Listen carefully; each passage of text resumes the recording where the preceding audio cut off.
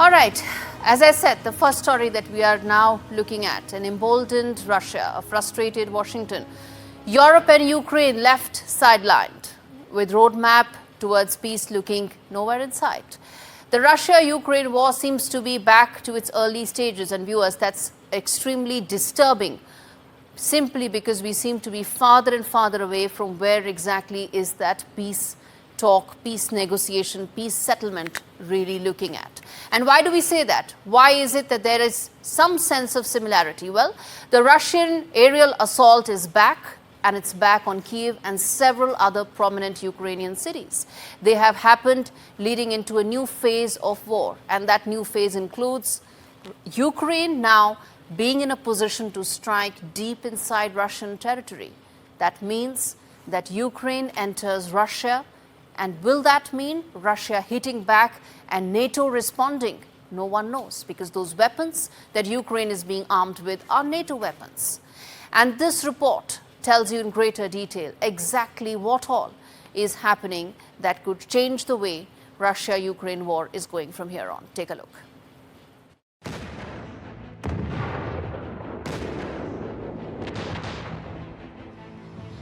Amid stalled ceasefire talks, the Russia-Ukraine war has entered a dangerous new phase.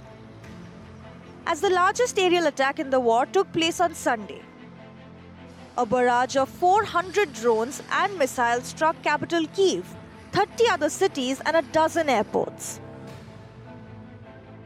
Kremlin claimed the aerial attacks were in response to Ukraine's persistent attacks on Russian infrastructure.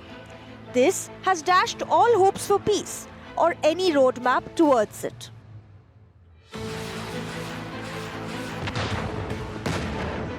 Three years into the war, Europe has shrugged off its hesitation to strike deep inside Russian territory, empowering Ukraine by lifting restrictions on weapons supplied to the country.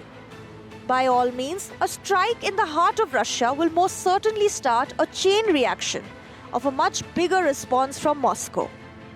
Roughly 398 drones and 69 missiles rained down on Ukraine on Sunday, including Iranian-designed Shahed drones, killing at least 12 and injuring dozens.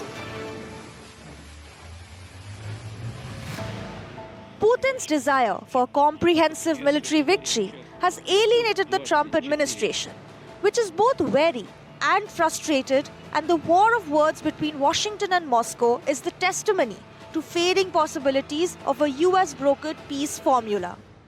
I'm not happy with what Putin's doing. He's killing a lot of people, and I don't know what the hell happened to Putin. Действительно признательны американцам и лично президенту Трампа за содействие в организации и в запуске этого переговорного процесса.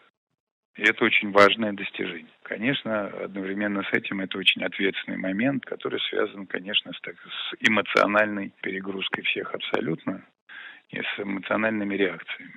Вот. Мы внимательно отслеживаем всю реакцию. Вместе с тем. With Trump's playbook only having sanctions as recourse, peace prospects are getting dimmer.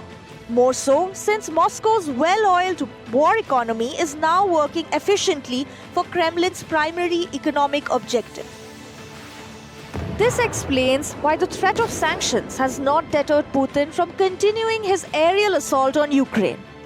Trump's flip-flopping foreign policy and his love-hate relationship with Putin has meant that his 24-hour commitment to end the war looks like one of his many empty promises. This report told you exactly where in the stage of war is the world right now in. The Russia-Ukraine war has been going on for 3 years, viewers. But the stage at which it is right now, it seems that it's probably in the early stages of war, where it seemed there's absolutely no way that this could end. And that's a very disturbing fact of this. And the war of words between Trump and Putin indicates that there is no peace deal on the table.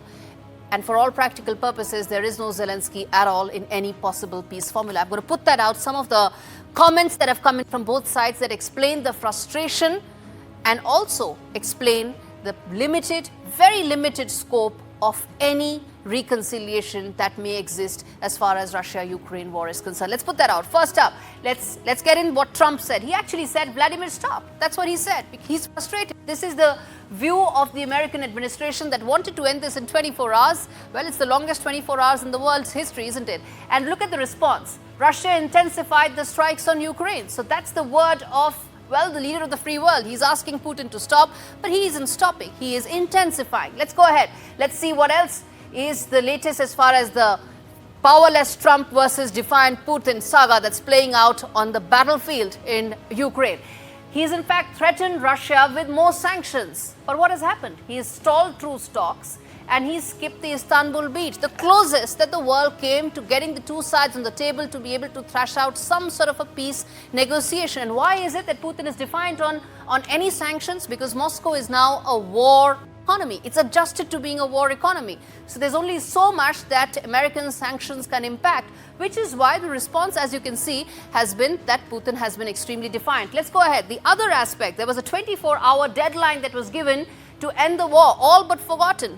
Up in the air, isn't it? Because Moscow then moves to prolong the war. It's another phase that you actually enter when you strike deep inside Ukraine's cities, key cities, with massive aerial assaults. You're indicating that this is in for the long haul. How long? No one knows, because we're already 3 years and counting. Next up, let's get in some of the other. Then there was also tough talk, no action.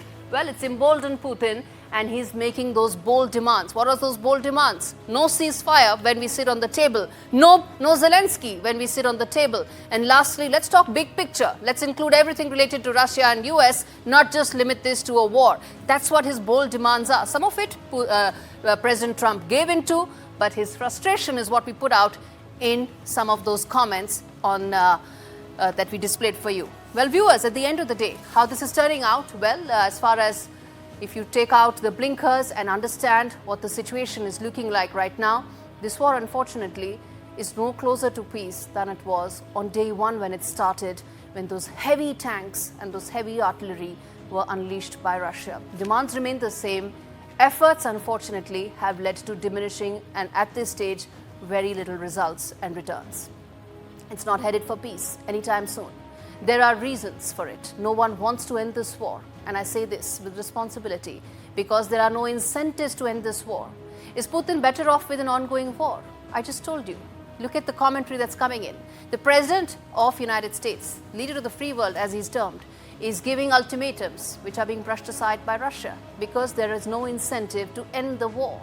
One can say sanctions can be slapped, but they've already been slapped. They're maxed out, one would say, having no impact or limited impact to an economy that has now adjusted to a war machinery. What are the options on the table right now? Limited, if at all any. At the end of the day, if there is no ceasefire, if there is no incentive for the two sides to sit on the table, we'll unfortunately have another edition of Faultline where we'll talk about yet another fault line that exists, why this war is going on. It's been 3 years and counting, and at this stage, people on the battlefield are the ones who are the biggest victims, with the war of words continuing, with no possibility or opportunity for any peace formula to be thrashed out.